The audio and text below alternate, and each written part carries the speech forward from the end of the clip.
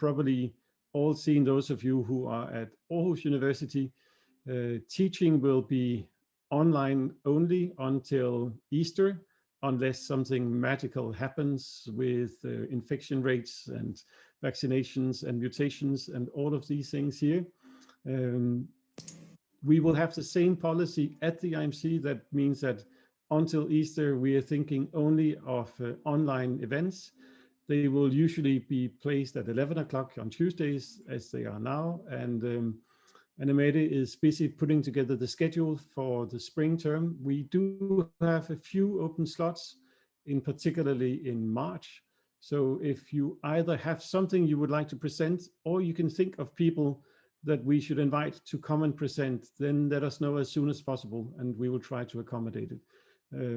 Certainly one advantage coming out of the virtual environment is that we have had speakers coming in from all over the world, and we have participants coming in from all over the world as well. So, you know, if you think of people you want to bring in, don't feel limited to that being a physical IMC, Aarhus University, Nobel Park-like facility.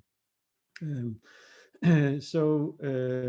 talk today given by Arthur and Rebekah grows out of an IMC seed funding project last year.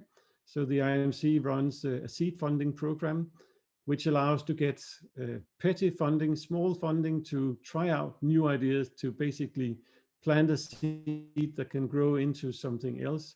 We have just completed the first call for 2021. The topic for 2021 has to do with creativity, understood in a broad sense. And the seed funding project really encouraged people to try out collaborations between different departments, between different approaches in exploring a novel theme. There's going to be another call probably late spring on the creativity theme. Quite understandably, not a lot of people have been able to figure out exactly what can be done here in spring here. So think of Rebekah's and Arthur's talk also as an invitation to you to think about what can be done with the seed funding project. How can you, in a sense, use that opportunity to grow something that can hopefully expand into further things. We have seen quite a number of IMC fundings that, you know, started as a seed funding, and before we knew of it, it was a high-ranking publication and serious research money coming in from all sorts of sources. It's not a prerequisite for it, but it has certainly been in the history that has happened before. So many of you probably already know Rebekah and Arthur. So Rebekah is an assistant professor at the Department of Cognitive Science, Semiotics and Linguistics. She comes from the US, has a background in computational linguistics, and has really been spearheading the kind of natural language processing approach at the Aarhus University and at IMC, both in teaching, but also by being involved in all sorts of interesting research projects. So she drives the analysis of the HOPE projects, look into social media and many other things. And together with Arthur, who has a background in physics, she's also coming up with this kind of really interesting approach to exploring how can we actually teach and make available these amazing new resources to think differently about texts. So as I said before, it's perfectly okay if you want to turn off your camera during the talk. Please turn it on again towards the end. We will have a discussion after the seminar. I might be gone by then. I need to go virtually to Warsaw to take part in a new research collaboration there. But if I'm not around, then Mette will be coordinating the discussion as we get that far. So Rebekah and Arthur, please take us away. Thanks for that introduction, Andreas. I will share my screen. And can everyone see that? Great. Okay. First of all, thank you so much for coming. And we want to thank the Interacting Mind Center for supporting the work. What we'll do today is I'll just talk briefly about generally what NLP is and our motivation for making a more accessible teaching and learning classroom tool for teaching NLP concepts. Then I'll hand it over to Arthur, who's going to lead you through an interactive demo on classification, actually using the platform. So the team of people who worked on this was, of course, me and Arthur. And I also want to acknowledge the amazing work of Thelma Poira, who has her BSc in cognitive science and who we hired as a developer with our seed funding. So what is NLP? It's an umbrella term that refers to tools and methods that allow machines to extract information from digitized text and speech data. And as a discipline in its own right, you can think of it as a blend of linguistics, computer science, and AI. That means that it's traditionally taught in very specialized classes in computer science departments. That, of course, also means prerequisites in math and statistics. But Arthur and I feel strongly that that needs to change because, of course, NLP and machine learning is increasingly everywhere. It's in all fields of research now and in almost all aspects of our lives. So we want to ask what literacy looks like for NLP and machine learning more broadly, and how can we get to NLP literacy? So I'm an NLP researcher, but my interest in NLP4All is as a teacher. Since coming to Aarhus 2 years ago, I've designed and taught 3 master's level courses introducing NLP to students with very different backgrounds and interests. So while our cognitive science program is very heavy on math and statistics, meaning that traditional NLP teaching methods work very well, it isn't possible for other audiences, like those who don't have a background in statistics, linear algebra, or programming. Introducing NLP4All, this is a teaching and learning tool that we developed for NLP. Arthur's been working on it for a couple years. The original goal was to use it for teaching machine learning concepts to high school students. But then we joined forces to extend and add functionality for higher education teaching. We got our seed funding grant in fall 2020 in September. And this allowed us to prioritize and add some new features to NLP4All that you'll see today. And we'll have the chance to test them in a classroom, in my classroom for computational linguistics this spring. So the goal of NLP4All is to introduce learners to core NLP methods, concepts, and processes with coding and mathematical background optional. It will also introduce them to interesting questions you can answer with NLP and machine learning, and also some of the challenges. So the fact that model training can be difficult, sometimes fail. Again, the goal is literacy. So one of the concepts that we want to introduce is classification, which is just the process of predicting the class of given data points. So what we're trying to get students to learn here is how do you make a prediction model for classes? And you do this using supervised machine learning. So you're training the model to recognize inputs that look like inputs you've already shown it using labeled data. So if I take a model and I show it some pictures of ducks and things that aren't ducks, we hope that after a while, when I show it a picture it hasn't seen before of a duck, it'll recognize that it's a duck. So how do we want to guide students through this process of really intuitively understanding what classification is and getting them ready to understand the more technical concepts, like how does the math behind the model work, and how is predictive accuracy determined? What we really want them to start thinking about is how the predictive model learns from the labeled inputs and how new labeled data will impact the current model. So this really needs to be done interactively. We want students to be able to give the model a picture of another type of duck it wants it to recognize, and then experiment. Can the model now accurately identify a Prince rubber duck as a duck? Let's find out. This is the kind of framework that we want students to be able to work with and really to play with and be creative with. So of course, when we're talking about natural language processing, we're talking about language data. So there are a lot of applications for text classification that you're probably familiar with: detecting spam, identifying what language is being written or spoken, authorship identification, predicting the correct sentiment for a sentence. It's also, of course, used really widely in social sciences and humanities research, which means that we probably also need to work on ways for humanities and social science teachers to bring NLP into their classrooms. And this is where NLP4All can be really critical because it allows for interactive curriculum modules tailored to a particular course. It could be on anything. So you could be having your students identify fake news on social media, or think critically about rhetoric in different Danish political party speeches. You might want them to think about styles or stylistic differences in ancient Chinese literature, or improving business analytics.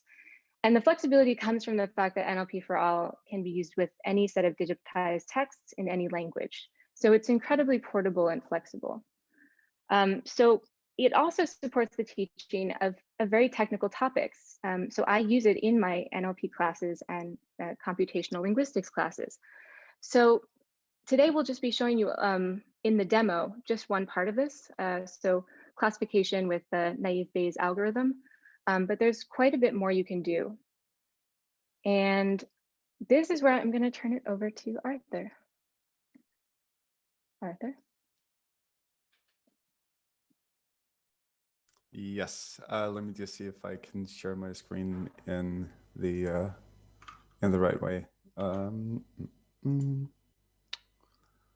Let's see, like that. So everyone can see this, right? Yes? Yeah, okay, good. So, my background is in learning sciences, and one of the things that I work with is designing and testing computational systems that support people in thinking through particular questions, or learning, getting better at, or thinking more productively and fully about specific questions.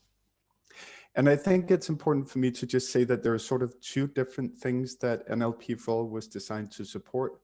One has to do with supporting learning about NLP as a general and generic sort of non-content specific set of methods to understanding something. And then the other is understanding the specifics of a corpus of text or different classes of texts. And so this question of what is the relationship between categories of texts, so text as collections of features, and then categories as collections of texts. How do we make sense of those sort of hermeneutically relative to each other? And I thought about sort of trying to set up the whole thing with a theoretical framing of how I think about learning and how I think about design. But I think I'd rather just that we do this together. We use the system, we talk about what we get out of it. Then I can tell you what I was hoping people would get out of it, and then we can see whether that actually worked. So the thing that we're going to work with today is classifying tweets. So as we said, this is going to be a hands-on activity, a hands-on workshop. And we want all of us to work on classifying tweets. And in particular, we want to work with two different bodies of text. One is tweets by Joe Biden, and the other is tweets by Bernie Sanders. So we're back now in late 2019 to early 2020, and we're in the middle of the Democratic primaries. And so we have these two candidates tweeting about their policy positions, commenting on things that are happening. Importantly, it's pre-COVID, so it's not all they talk about. I thought maybe that would be nice for a change as well. And so at this point, Bernie and Biden are the front runners. Biden is, as hopefully most of you know, a centrist, liberal centrist, and Bernie is sort of the progressive left-leaning candidate. So I first want to just ask you now, read this tweet and think about who wrote it. Did Bernie write it, or did Joe Biden write it?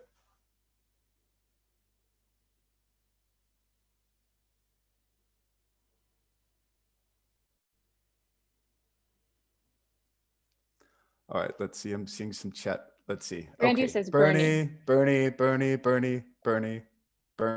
All right. Does anyone disagree? No one disagrees. Okay, well, let's see if you were right.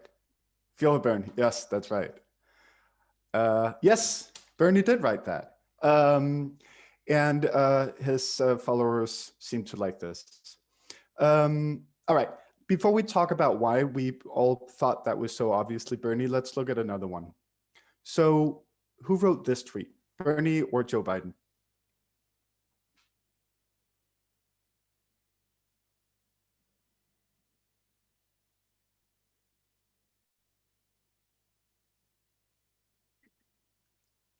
All right, we're getting some Biden, we're getting some Bidens. Okay.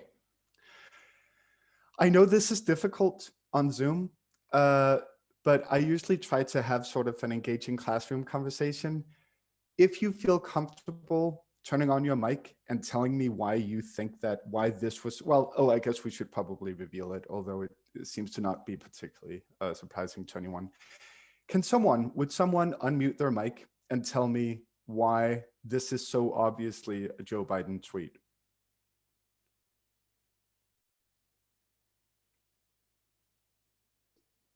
I will also, oh, sorry. Yes, Lisa Marie.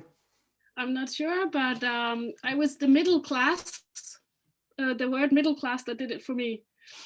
So middle class for you. So specifically the word middle class. Yeah. Good.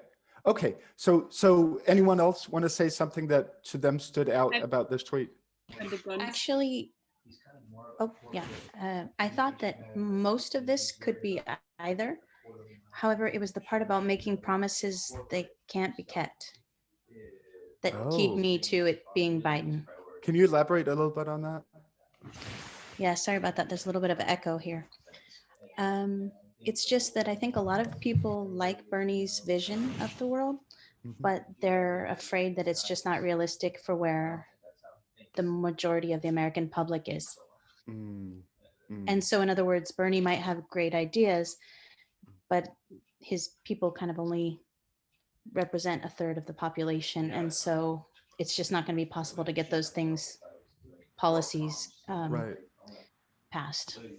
So that's interesting. And I'm seeing a few other things here. So Ethan says, build on Obamacare, not scrap it. So as you probably remember, Biden was Obama's vice president. He was part of pushing Obamacare.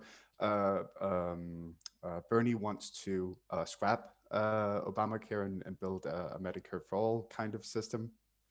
But what I think is interesting, especially about those two different examples, is that Lisa Marie's focus was on a particular term, the middle class, whereas this other, sorry, I couldn't actually see who said that. Who? Well, anyway. Brandy. Oh, Brandy, hey, thank you.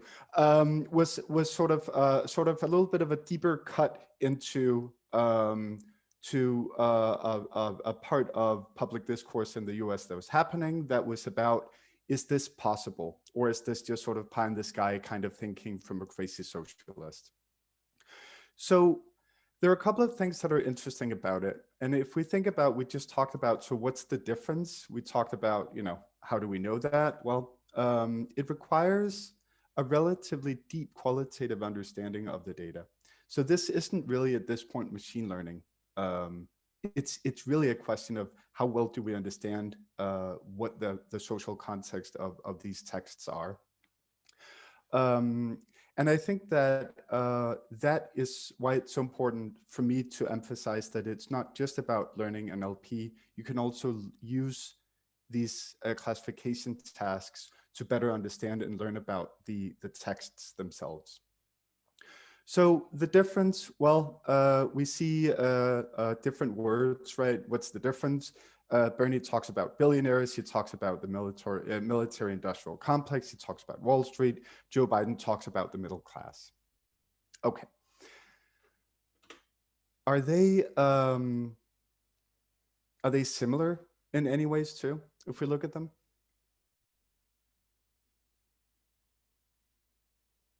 So these are very typical tweets, right, of each category. So of course they will be less similar than other tweets by them. But do you see anything that's similar about them?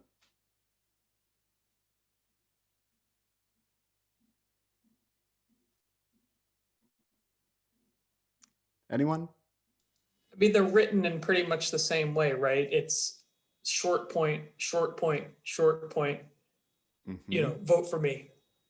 Yes, vote for me. They're both saying vote for me, and of course, if we look very sort of pragmatically at it, many of the words are the same. They both use the word it. They both use the word us. They both use the word to. And so there are also similarities. And so if we want to tell these tweets apart, we have to understand both how are they different, but also how are they similar. So of course, that was relatively easy with these two tweets, right? So what do we need NLP4All for? Well, as instructors, we can use NLP4All to diagnose students' thinking and the prior knowledge. So as we just saw, people bring in prior knowledge from different sources. They're able to apply it to make sense of these tweets in different ways. And we can also use NLP4All to understand what's easy and difficult for students to think about and think through when they're classifying these particular texts. I'll show you later and make that a little bit more clear. As student users or as learner users, we need to be able to track what are the similarities and differences. We just need a way of making sense of this so that we don't have to keep it all in our heads. And then once we start looking at more than just 2 tweets at a time, we need a way of identifying and resolving where do we disagree. No one disagreed on these 2 tweets, but we might find tweets that we don't quite know how to classify. And then finally, we need to be able to understand our own thinking. Once we start seeing tweets that are difficult and we try to guess it, why do we guess them wrong? Or why do we guess them right? What parts of our knowledge system is productive for making the correct classifications and which ones take us down the wrong paths? And of course, for understanding each other's thinking. So how would we do that? Well, let's find out. So I'm going to demo now NLP4All. I want to just show you briefly how it works first before I let you do it. So bear with me for just another couple of minutes. So now I need to stop sharing this part of the screen and I need to start sharing. Do I have a Chrome? No, yes, here it is. And now I need to start sharing this part of the screen. Okay, so when you get to NLP4All, I've created a project for us that we'll be working in. It's called Bernie and Joe Biden and has the tagline, can you tell the difference between Bernie and Joe Biden? Around August 2019 to March 2020. So we have this shared analysis and that's basically what we'll be working in. And the way that it works is that when you click it, you see a tweet and the tweet is down here. And it gives you the time that it was written. Is it possible to zoom in a little bit? Yes, is that better? Yes, it was someone else in the chat who wrote that, so maybe. Oh, Very let's see. small. Yeah, that's great. Okay. Oh, That's great. is this better? Okay, Yeah. good. It's because I have a, yes. Okay, so we can read the text down here and then, but just to make it a little bit more difficult, I've anonymized all mentions. So if someone writes someone else on Twitter, we've taken out the name, it just said Twitter ID. And if there's a hashtag, it just says hashtag. Similarly for links. So, what we need to do is to be able to identify this based only on the text itself.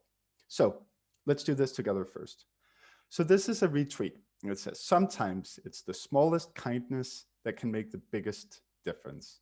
Fierce awards celebrate exceptional people doing exceptional things. Nominate an individual or organization today. Did Bernie or did Biden retweet that tweet?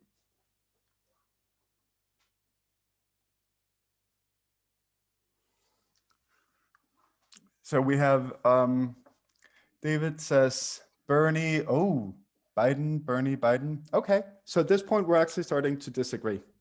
That's good, that's good. So the way that we decide or tell the system, I think that this person wrote it, is by taking the little Twitter bird and then dragging it onto one of these two. And you can see here that the green side on the left is Joe Biden, the red side on the right is Bernie Sanders. So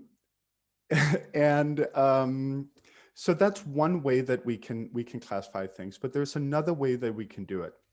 So remember when Lise Marie said, oh, it's this particular phrase, it's that particular sentence that makes me think that that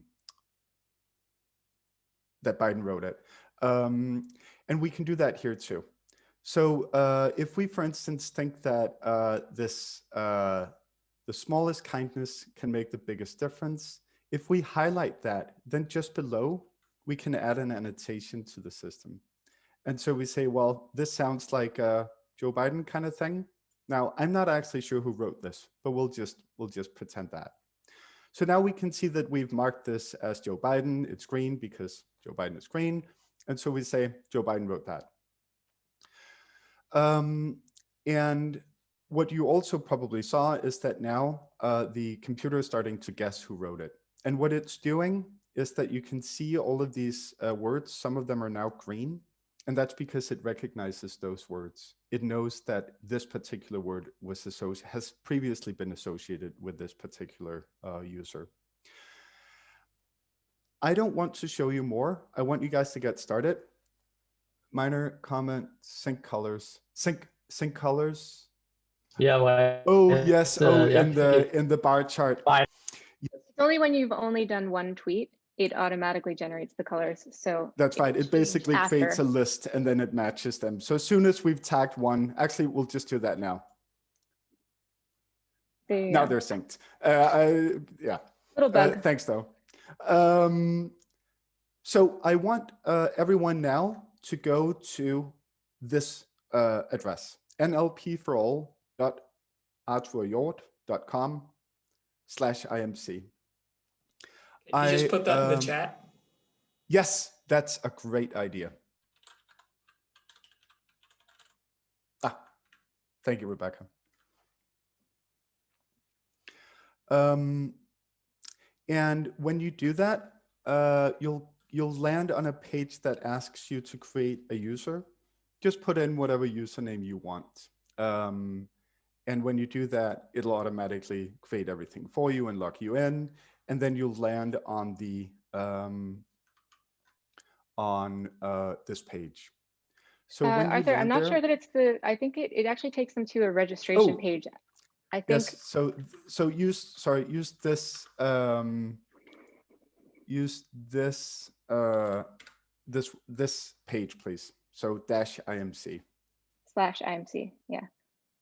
For this demo, we don't want you to have to formally register. You'll just kind of use a username, whatever you put in. Yeah, a quick user, and yeah. Oh, that's okay. Pierre, just log out and then go to that page because it does a bunch of things for you to make things easier for you. It creates an analysis for you and stuff like that. I just wrote a little script that does that to make it easy and fast during the workshop. Okay.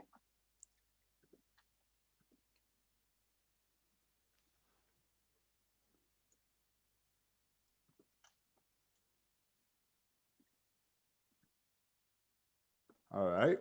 So we can see that there are now quite a lot of analyses, but everyone please go to the IMC shared analysis first.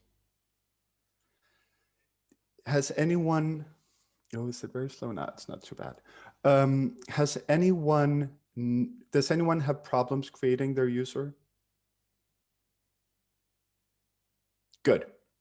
So I've put in 30 tweets that we're all going to classify together. Brandy, you have a problem. What happens for you? It just makes me sign up. Oh, did you go to the new address, the one with the dash? It won't let me in without logging on. Let me just quickly get people started, and then I'll write you. Okay, thanks. So yes, so there are 30 tweets. What I want everyone to do is to add annotations to the ones where you think there's something particularly or typically characteristic about it. But other than that, just try and classify the tweets as well as you can. We'll spend about 20 minutes on that. And then we will come together and look at how everyone did and what it looks like and talk about what we can learn from that. If anyone has questions, just write me in the chat or unmute and let me know. Just a very basic question. How do we move on to the next tweet? The next tweet will show up as soon as you classify it by dragging the Twitter bird onto one of them. It's just that the first tweet is already labeled, so I don't have the bird. You don't have the bird? No, I don't have the bird for the page I've just landed on. It's like someone's already tagged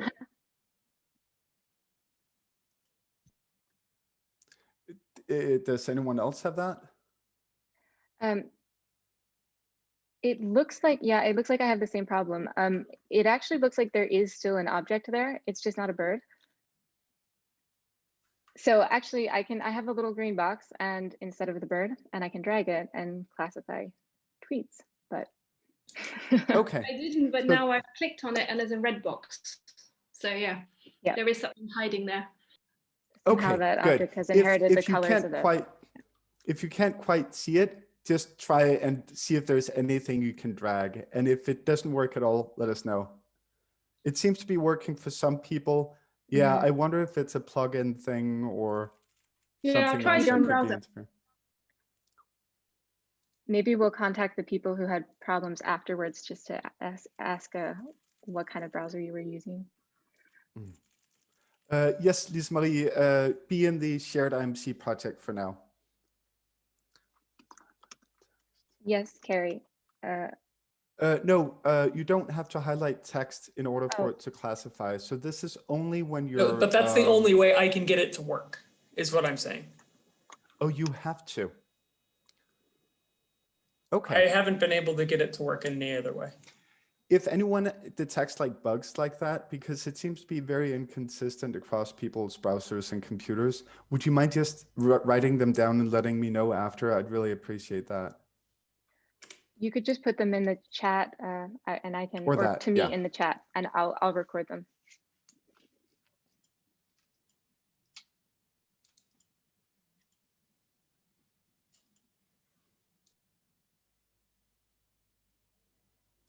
This is why we're having this workshop, in part so that you can be our beta testers. Yes.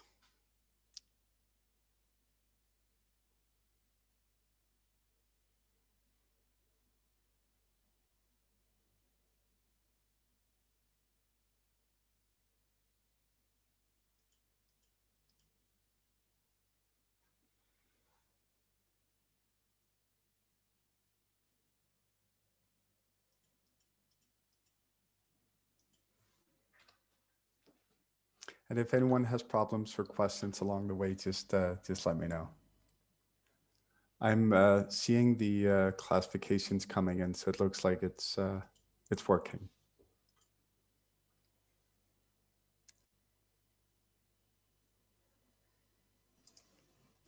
How many samples should we classify?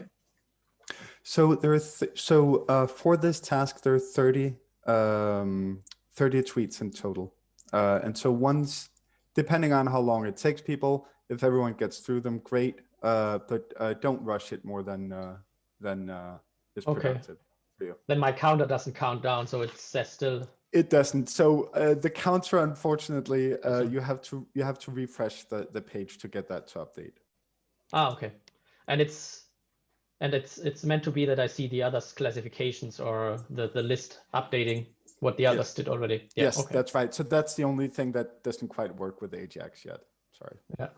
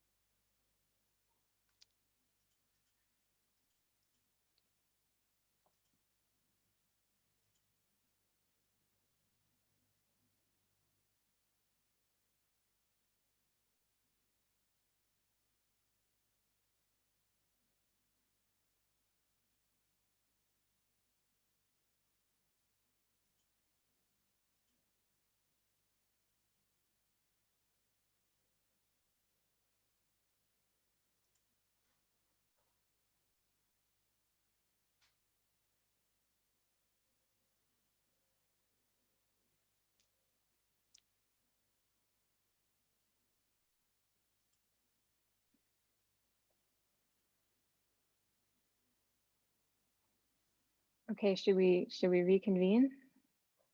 I don't know how far are people. I'm looking at the analyses here, and it looks Do like you wanna, people are still working through it. Do you want to raise your hand in the Zoom room when you've done about 15 tweets?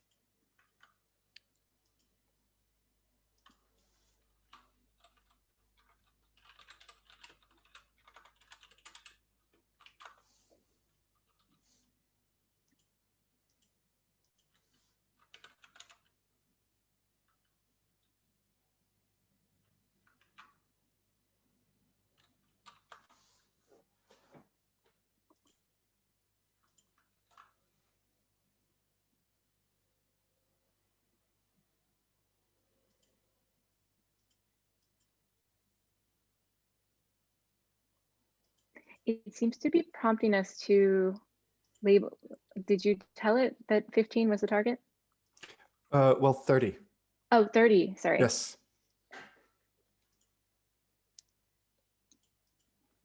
So the reason is that we want enough tweets that we can see that we can basically see the distribution of certain tweets that are very easy to classify, some that seem to be very hard, and then some in the middle. And then the Spanish one? Yes, sometimes. So who would do that? Who would do that?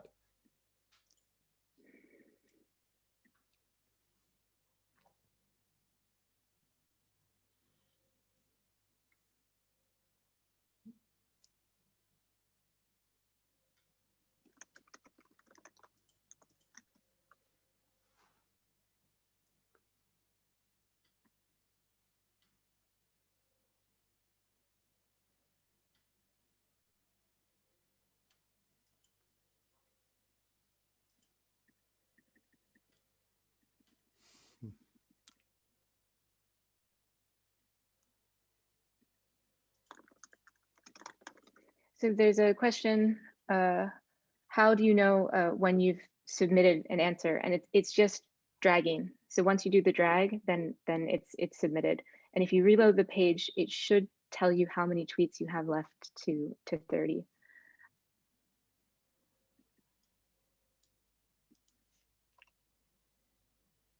And Dora, if you reload the page, it'll update that number.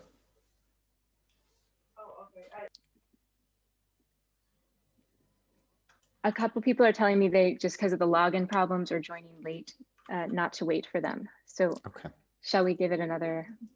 Yeah, we'll give it another four-ish minutes, and then we can reconvene it. Look at the numbers.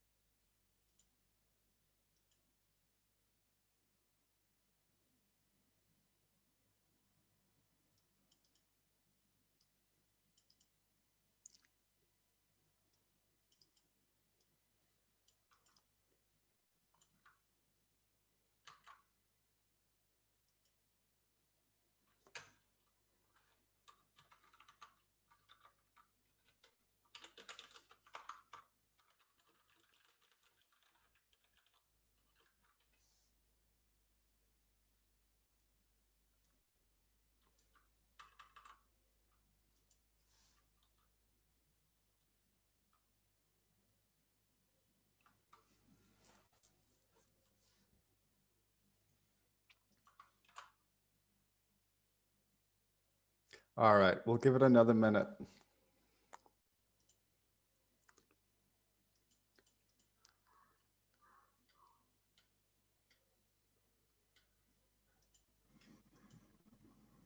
What information is being displayed when you mouse over the bar chart? The jumping around is quite dramatic. What do these mean? Over the bar chart, the one on the right? Yes, mouse hover over on the bar chart shows you a bunch of very different things. What do they all mean? I'm not, it doesn't for me, so I'm not actually sure what that means. Okay. Yeah, it looks like somehow it's reading something different out when you hover over, and then it's suddenly changing the bar chart, so swapping the, yeah, it's just showing completely different values sometimes, and then you. Someone could maybe share the screen and just show it quickly. Yeah. Yeah, wait a second, I can do. You see it? Oh, that's interesting. Oh. It's not doing that on mine. And I think if you move up and down, it also changes a bit. Or just I don't know. Yeah, it's weird. There must be not really. It's difficult to say when it's happened. It's always happening when I go over the free area of the bar chart. Yes. Okay. No, not all. Well, it's weird. Okay, I'll look at it. There must be an event listener stuck somewhere, or a callback function that went awry. All right, good. So let me just ask, how far did you guys get, just to get a sense of how long this typically takes? How many people got through? Yeah. Okay. All right. All right. So quite a few got through all of them. Good. So let's take a look at what you guys did and think about whether that tells us something. So I don't know if any of you went into the statistics and label and word statistics here, but what this table shows us is how correctly people identified these different tweets. And to me, this is where it starts to get really interesting, because now we can talk about what do we know about this? How well does it help us identify things? So let's start by looking at the ones that 100% of people got right. Let's look at these, right? Okay. For too long, huge corporate monopolies have rigged our economy. Their goal, maximize profits at the expense of small businesses and working Americans. Under a Sanders administration, will take on their greed and allow small businesses to thrive. So obviously Sanders, right? Because under a Sanders administration, but probably even without that, we would have guessed this is Bernie Sanders. We can take another one that I think is quite funny. So in important things like flying or the running of a nation, experience makes the difference between success and failure. We need a president who will be ready on day one. Everyone guessed Joe Biden, and that's correct. Why? There's nothing in there about Joe Biden's positions. There's nothing about, so please tell me, because all of you seem to agree on it. I think it's the syntax, the way that it's written, just the style of it, at least to me. It does not seem like something that Bernie Sanders would say. Okay, so is it more a question of not seeming like something the other guy would say? So it's sort of a negative classification.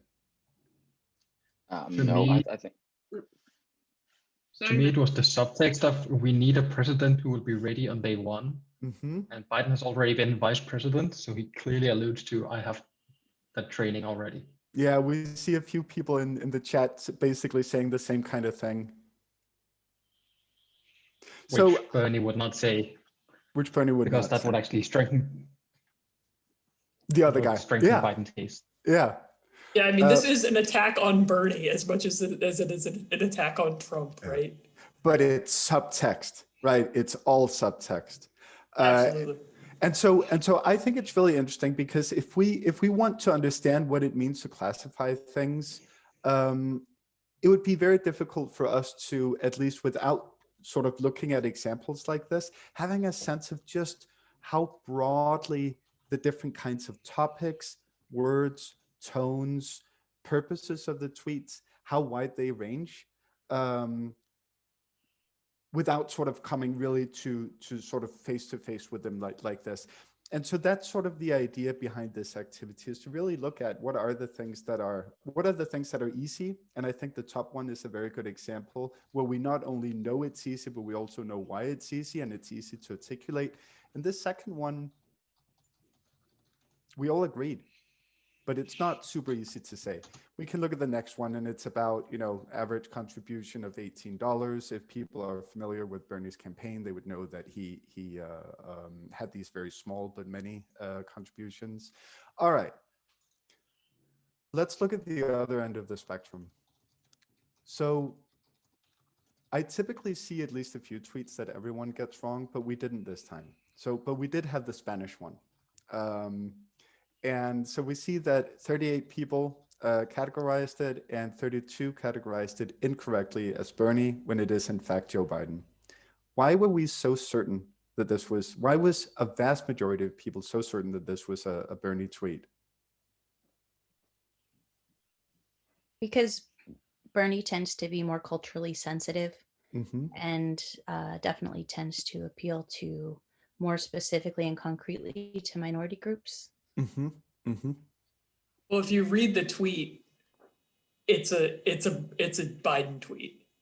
Oh, well, that requires you to know Spanish. Yes, I'm aware of that, and that might be part of why this audience didn't get it correct. Right. So if you gave this to a bunch of, high school kids in Texas, I think a lot more would get this right. Interesting. Yeah. Sincerely, somebody that went to high school in Texas. I always knew that, or at least had conceptually considered Biden to take a lot of pride in being able to speak Spanish, somewhat poorly, but so that he had given a lot of addresses in that. And so it seemed like it was something that he would say or do publicly more than Sanders. I didn't even know that. I think also there's an important point in at least me, and I think others as well, just picking the one the computer suggested. Yeah, so, and I saw Mikkel say that too. We can talk about that, and maybe it's a bad idea for these shared analyses. We can talk about that later. Other people have said that too. I don't know if it's a bad idea, but it just means that whenever I'm uncertain, it becomes the computer's suggestion. So then we could get these where almost everyone answers the same thing. Yeah, and so importantly, it's not just a computer, it's basically everyone who answered it before you. So the question is whether you go with collective intelligence or whether you think everyone else is wrong. So another one down here that I think is kind of interesting too. So almost 80% got it wrong. It's time to hold the gun manufacturers accountable. Most people thought that was Bernie, but it was in fact Biden. Does anyone want to talk about why they thought it was Bernie?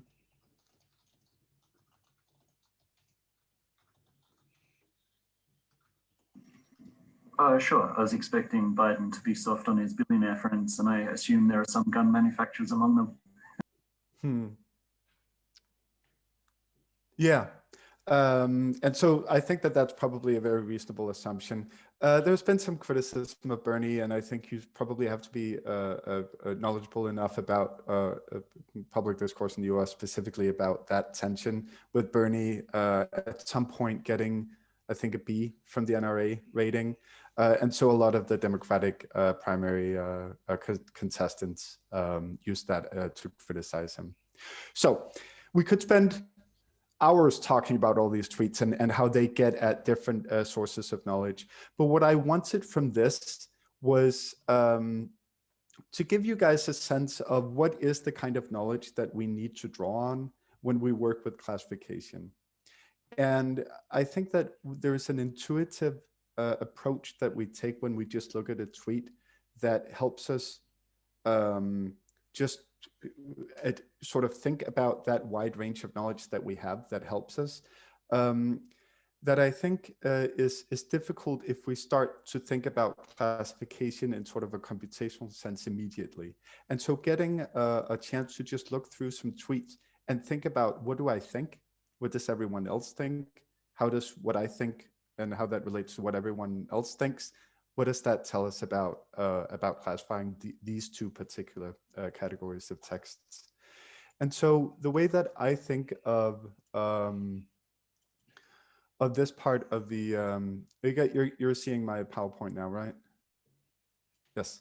And so the way that I see it is thinking about, oh, this is what we just had, but sort of the idea behind this activity is to go from whole to parts. So we have all these, we can sort of take in a whole tweet, we can make sense of it. And then if we look at these statistics, there's also an oversight of all of the individual words and how well they predict each of the categories. We can sort of break down our whole tweet intuition into individual statistics on a by word basis. And it also gets back to one of the things I talked about earlier, which is that it gets, am I not presenting? No. Oh.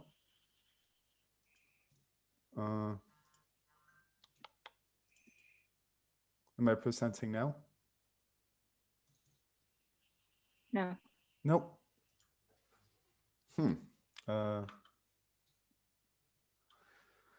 This is one of those.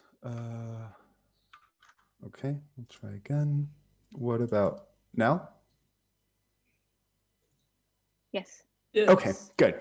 So the idea is to go from whole tweet to sort of whole tweet to parts. And so how do our intuitions at the whole tweet level break it down into a by word basis? But also getting back to one of the things I talked about earlier, which is that we want to give teachers or instructors or facilitators a sense of the systematic knowledge of students, both at the individual level, but also at the classroom level. And we could see that there were certain things that we knew that helped us make this very easy for us, but there are also things that we didn't know, or things that, well, actually, more importantly, things that we thought we knew or things that we knew that led us to make the wrong classifications. And as an instructor, being able to see what is difficult about a particular task for your students and be able to say that back to them and say, okay, well, let's talk about what's difficult, I think is important when we design teaching and learning tools like this. So this was that was the first one. So we went from whole to parts. Now we want to go from parts to whole. And so what we want you to do now is to train a model to best classify these two text corpora from each other. So what are the best features? And if you could only choose 20, which ones would they be? So before we do that, let's just briefly talk about how a model is trained. And this also gets back to the coloring of the words. So the underlying math in NLP4All now is Bayes' law. And so some of you probably, thank you, Maggie. Some of you probably know this, but I just want to go over it to give you an intuition for how it works. So this is what it looks like formally. And it basically says, what is the probability of A if we know that B is the case? So if we want to talk about that in specifically here for the political tweets, we could say the probability of A given B is what is the probability that party A wrote a tweet if word B is in the tweet. So if we flip that, we could say, well, what is the probability of the party using that word? That's what we see up here, probability of A, so how large a proportion of all tweets are written by party A. And then finally, how often do all parties use this word? And I think this is probably, if you don't care about the math fundamentally, then this is probably the most important thing, because this shows us what makes the probability go up and what makes it go down. So basically, if Bernie uses a word very often, billionaires, and Bernie has a lot more tweets in the database than Biden does, then both of those will make it more likely that any given tweet using that word will be written by Biden. The thing that lowers the probability is how often does everyone use this word? So if everyone's talking about billionaires all the time, looking specifically at billionaires isn't particularly useful for distinguishing Bernie. Any questions about this? I just want people to have a sense of what of how it works. And so if we take base law and use it for classification, oh, where did the, oh, there's a missing here. But basically what NLP4All does is it takes every single word, it calculates the probability of A given B. And so all words have some probability that it's Bernie, some probability that it's Biden. The machine then takes the average across all of those words, and the you know, if Bernie has the highest sum or the highest average, then it's Bernie. Otherwise, it's Biden. Just so you have a sense of it. Okay. The next thing we just have to briefly talk about is how do we train a model with Bayes law or with a naive Bayesian classifier like this. So we have a big data set in the database now. It's not huge. It's about 7,000, maybe 8,000 tweets between the two of them. What we do is we mix them all up, we split them into two, and we have one part of it that's the test set and one part of it that's the training set. In our case, we take half each. Then we train the model so that it learns these probabilities for each word. And then we use that on the test set. And then we classify each individual tweets based on the words that are in there. And then we see how well did it do. So in NLP4All, now that you're going to start training your own model, everyone uses the same training and test set split, so that if anyone uses a particular search term, then you would all get the same accuracy on it. So it's not random. And I think that's important because otherwise it's hard to compare. So if we go back to NLP4All, you can now go to your back to the main screen, and then go into your personal analysis. So we have all of these open ones. I'll just go into my personal one. And so now there are two different things we can do. Oh, this wasn't translated to English. I hope you can still make sense of it. So the only difference between what we had before, well, there are two. One is we can't annotate anymore. So now we just classify the tweets. The other one is that now we have a robot that we can train. Yeah, all of this is in Danish. I'm sorry. If anyone has problems or questions, just let me know. So what we do here is that we give the robot a specific search term to look for. So it could be billion. And then we give it a rationale. So we'd say Bernie talks a lot about billionaires. So if we add that, we add it, now we have this robot. And what it will do is it'll look for all words that begin with billion, and then it'll train the robot based on those words. So the bottom key here, button here is run the analysis. And if we do that, we could see that we get the summary. How many tweets did we identify? Basically, how many tweets contain billion star? How many of them were accurately predicted with that term? And what was the total score that we got based on that? And so the score is basically how accurate are you minus how many times do you make mistakes. So what we want you to do is spend maybe 20 minutes or so. Okay, Carrie, you should be able to just create a new user. So just go in and use that and it'll create a new analysis for you. So what we'd like you to do now is to spend 15 minutes or so coming up with good search terms that you think will be very good at telling these people apart. You can have a total of 20, and we're going to have a little high score so we can see who does the best across their robots. So does that make sense? Does anyone have any questions? Oh, so to get to the robot, you go into the project again. And then you find your personal analysis. And then you can either classify tweets. And so when you do that, you start to get data on which words are best predictive of different categories. And if you want to go to the robot, then you click up here. And here you can add search terms and run your analysis. So let me know if you have any questions, and we'll do this for 15 minutes or so.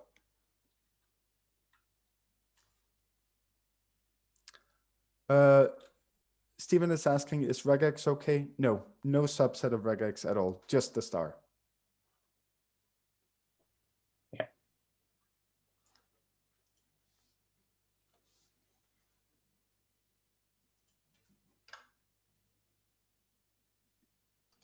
It is possible to have multiple robots, right?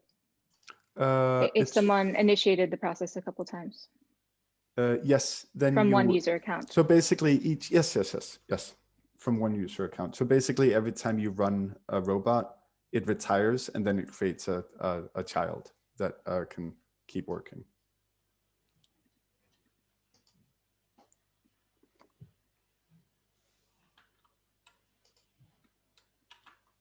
In the results, it shows for me category prediction, not a number or not available. Yes, that's if it didn't find any. For not sure I understand, because it found some so I have duplicates, so to say. Wait, I share the screen. Or well, it's basically I've for instance Medicare, and then I get one category prediction is Bernie Sanders with some accuracy, tweets, targeted score, and then I get the same as a new row in the table which says not available, but with the same scores and everything else.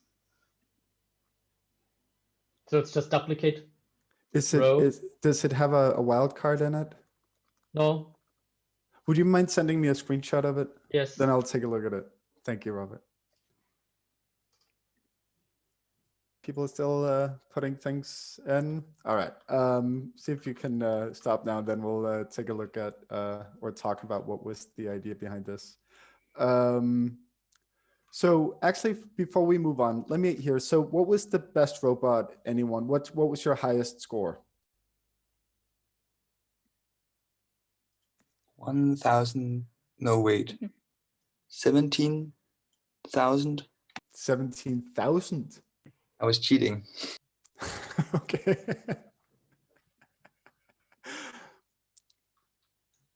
So Carrie, 1135. I mean, I don't know why there are that many significant figures, but that's what you got. And Christine got 1237. 1237 and 1135. So I don't know. I think we should probably all agree to disqualify Peter for cheating. But Christine, can you, would you, if you don't feel comfortable turning on your mic and all that, don't worry about it. I'm just curious what your search terms were.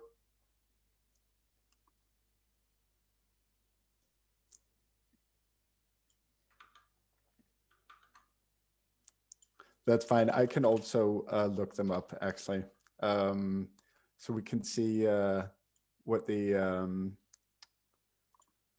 what Christine did here. So Christine has a pretty long list of features that she's looking at here, and some good rationales. So struggle, economy, Bernie retweets tweets mentioning himself, debt, ruling class, billionaires, of course, greed, fighting, union. So what do you guys think of Christine's search terms here? Do you notice anything other than they're good, but do you notice anything else? They lack more wildcards. Well, sure, that's one interpretation. The words are really focused on one candidate versus another. That's exactly right. That's exactly right. And so obviously it worked very well for Christine. This is the best robot we've seen so far. It gets around a lot of different topics. Some of them have to do with sort of specific words, like Bernie, if there's Bernie in there. Some of it is more topical, unions, etc.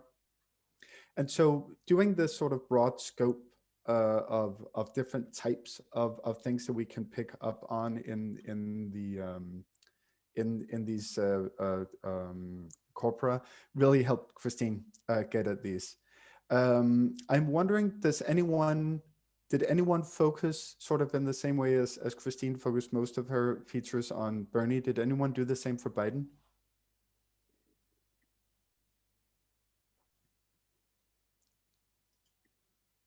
Yeah, Yes, oh, Carrie says he's too boring. Robert, what did you? Well, I just like the vice president thingy. So that is what I put in for Biden. So basically the same as what Christine wrote here. Yeah. And so there's sort of, so you could sort of see presidential as just being a very sort of dry way of saying, well, or in the most objective way, it's just talking about being, the president. But there is also the whole Biden being more presidential in sort of in an essential way, because he was vice president, and sort of by osmosis, apparently, he has become more presidential through that. Did anyone try a feature that they thought would be really good and just was disappointing?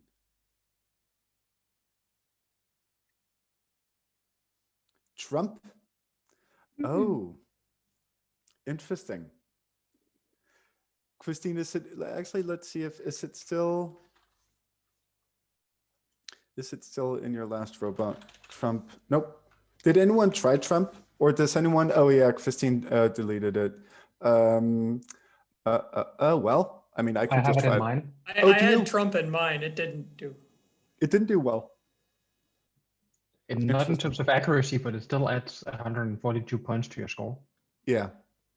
What was the accuracy, just out of curiosity? 0.65. 0.65.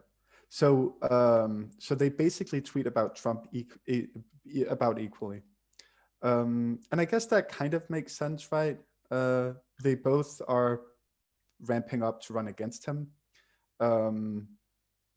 And any kind of outrage that they might be tweeting about would be shared more or less equally between them. And so I think that's a very good example of something that is a very prominent topic, but it's not good for distinguishing them. It's just, it's the red one in Bayes' law. It's the one that they all talk about, and that's why it lowers the predictive power of it. But it's still sort of, in terms of the score, it still gives you 10% of you, more than 10% of my score, for example. Yeah. There. Yeah. So it's not a bad term in terms of that metric. No, and I've been thinking about how what that scoring function should look like, and it probably isn't quite there yet. But I wanted just because I wanted us to see what are good terms, right? And so some of these are good terms because the specific words that Christine put into her robot get at specific topics: labor, unionizing, banks, finance, regulation, all that stuff that we know Bernie talks about, and that we know is distinct for him. One last question. Did anyone try to use a word where they know that Bernie or Biden uses a particular word to mean something, and the other party uses another word, but they're talking about the same thing? Yes, I thought that Obamacare would be used only by Biden. Mm-hmm. And when Bernie was talking about healthcare, he wouldn't call it Obamacare because that was a Biden term. Mm-hmm. And did that? And that it looks didn't like work? it worked. Yeah, it worked. It does work. Yeah. Good. And let's see, Christine tried healthcare. Interesting. For all. Yeah. Yes. When was Christine saying, I tried to things like for all, which depending on, and sometimes Medicare for all is spelled like that. Sometimes it's M for A. So there are all these different ways of spelling the same thing. And Peter says, with the scoring function as it is, the strongest strategy is to just get a lot of words in. That's probably true. Well, clearly it is because you hacked the system. Okay, so let's go back to talking about what the idea was. Okay. So as you remember, last time the idea was to go from whole to parts. This time the idea was to sort of go from parts to whole and to see, can we build up a sense of what these underlying words that make up the whole tweets are, and that would be particularly good at classifying these two candidates from each other, or discriminating from each other. And so we have this intuition for what words are typical of particular categories. When I ran this in classrooms and we have more time, students will spend more time just classifying, hand labeling alone, and then they can start looking at the numbers. We didn't have time for that. But that's the idea, to go from parts to whole. And then again, to provide data to give learners a sense of their own prior knowledge. To try out these individual terms, see what works, what doesn't work, strengthen our intuitions for the things that worked, and revise or update our knowledge where it didn't work. And so I think sort of creating these productive failures in classifying the robot is I think an important part of what NLP4All was designed to do. So didactic thoughts behind NLP4All. I just want to briefly talk about like what do I hope with this. So the most important thing for me is to have these learning activities that focus on exploring our own and each other's shared intuitive knowledge. None of us, as far as I know at least, are experts on American politics and public discourse. But we still have a lot of intuitive knowledge that we can bring into these classification situations and that we can draw on.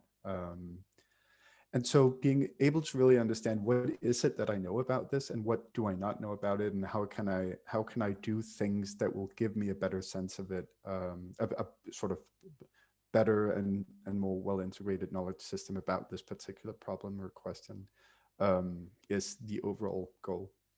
And so the interface is designed to support teachers in specifically facilitating interesting and important discussions. So the idea is to always give the teacher numbers, visualizations, statistics that they can tell the students and talk with the students and say, these are your numbers. You guys did this. Why? Let's talk about why. Let's talk about what we can learn. Let's talk about what we already know and what we don't know. And so that's sort of, those are the core ideas. And then there are sort of different perspectives you can take on it. I think the two that I find most interesting right now is the hybrid intelligence perspective. So we're learning together with a machine learning model. And so we basically get better at helping each other attend to the right features. I get smarter, the machine gets smarter, and together we work on this together. I think the less time you spend with NLP4All, the more difficult it is to see how the machine learning plays into it. Nigel and a few others were even complaining that it was disruptive. And I think it's hard to show in a brief period of time, but I'll certainly think about it. The other is a constructionist perspective. So seeing this as a low threshold, but not quite high ceilings tool for letting non-experts or novices do NLP methods and try and understand what we can use it for. I also like this idea of training a machine learning model as a personally meaningful, shareable object. So we all end up with different models that we can talk about and show each other and say, oh, these are the features I tried. This was my rationale for it. What was your rationale? Oh, you have the same word, but you thought about it differently. So facilitate those kinds of discussions about our deep conceptual understanding of something. And then as an object to think with, so as this external reflection tool that we can embed our own knowledge and reflect on our own knowledge. This might be the moment to just correct the record that Arthur isn't actually from physics. His background is in learning sciences. So I think that was said at the beginning. So sure, yes, yeah, there's a lot of, so that's where this is coming from. There's a lot of that expertise behind this design. So These, I just want to go over some features that Thelma and we implemented as part of the IMC grant that we did not have time to look at today. So the annotations you saw, we didn't quite look at the different visualizations of them. So we can look at, basically look at the same tweet, but see where did everyone annotate? What does that tell us about the specific ways in which certain phrases or words stand out to us and stand out to us collectively or not? And so the learner exploration here is, do we agree on specific parts of the tweets? Which ones stand out? Why not? Why is it typical of one or the other? Confusion matrices.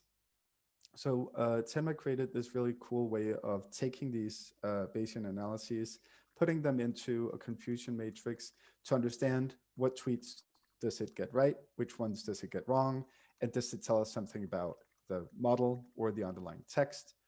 Also comparing confusion matrices. So remember we talked about the training and test set. How big does a training set need to be? And if we look at, for instance, sort of the accuracy as a function of how large a proportion the training test set is, and we compare that between different comparisons. So basically comparing Trump and Biden and comparing Trump and Bernie. Do we need larger or smaller training sets to tell each of those pairings apart? Why? What does that tell us about the similarities, the underlying similarities? And we also introduced another, so we've been using this naive Bayesian classifier. We also have a logistic regression. And so the exploration here is what other models can we use? And are there particular models that are better at getting at classifying specific corpora of texts? So future features. The next thing that we want to do is to introduce vector-based representations of text. So TF-IDFs, cosine similarity, word embeddings, and the kinds of questions that we can start getting students to look at with vector-based representations would be things like, how do words change over time? How do different corpora of text change over time? Do they converge? Do they diverge? Do they do it in conceptually meaningful or interesting ways? And also to introduce topic identification. Could be clustering, could be other ways of finding and detecting and exploring topics. So can I just jump in to say that of course. One thing which is that like the modules that we're choosing to do, the goal is to choose these sort of foundational concepts that really have almost unlimited applications in NLP research, in language technology. So classification is a great example, of course, and then word embeddings. Also, that's just one sort of thing you can do with vectorized text. So the real idea is just having students understand what it means to transform corpora into vectorized representations, and then how you can use that to look at similarity between words, between documents, between topics, over time, synchronously. So it's just kind of the jumping off point. You could use it in many, many different types of contexts and teaching situations. So if you have suggestions for other types of concepts or tools like that in NLP, or I guess in machine learning more broadly, let us know. We'd love to hear. And finally, if anyone here is sitting and thinking, oh, well, what can I use it for? If you teach NLP already and you want to gently introduce new topics, it's free, it's open source, it's available on GitHub. If you teach text analysis as part of your teaching, but not with NLP, and you want to see, so I used this in high schools in samfundsfag, in social studies, to teach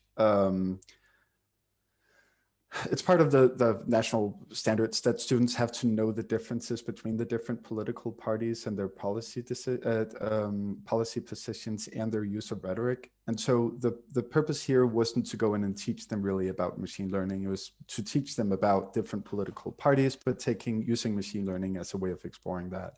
And so if you teach any kind of text analysis and you think that there might be interesting ways to use NLP4All to help your students better make sense of texts, how they're different, how they're similar, and so on, please get in touch and we can try to develop a learning unit together. So concluding thoughts and future of NLP4All, natural language processing is an important set of methods for making sense of the world, and it almost certainly will stay that way. But most NLP tools require expertise in coding and statistical analysis and machine learning on all of them. And so if we want to broaden participation, we need low threshold tools. And we hope that NLP4All, that we've shown that it's at least a step in that way. So thank you. And if you have any questions or comments, just.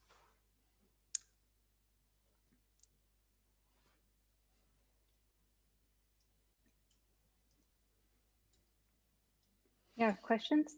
Yeah, any questions or comments? Thank you so much for the feedback and the comments on sort of the task design and interface design and so on. Rebekah, do you know if when you record it, whether the chat is stored or saved? I know that the chat is saved, but I don't know if you would like to edit before, if you'd like to publish it. Oh, actually, I just found out that I can just download the chat. So that's great. Yeah. I have everything. Okay.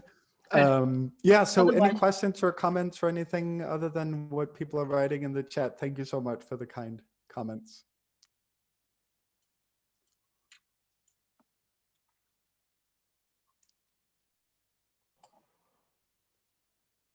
No questions or comments? No oral ones, at least?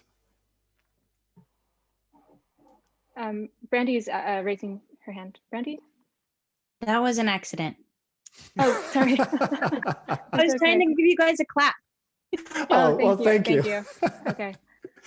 All right. Well, in that case, thank you so much for coming. Rebekah, do you have anything you want to say on the?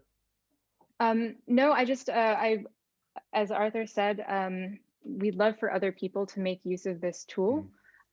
So please, if you teach not just at AU but in any capacity, and you think that this would be useful, let me or Arthur know.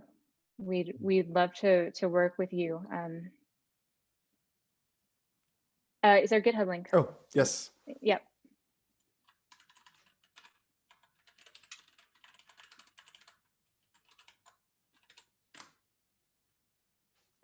You put it to me. Sorry. There we go.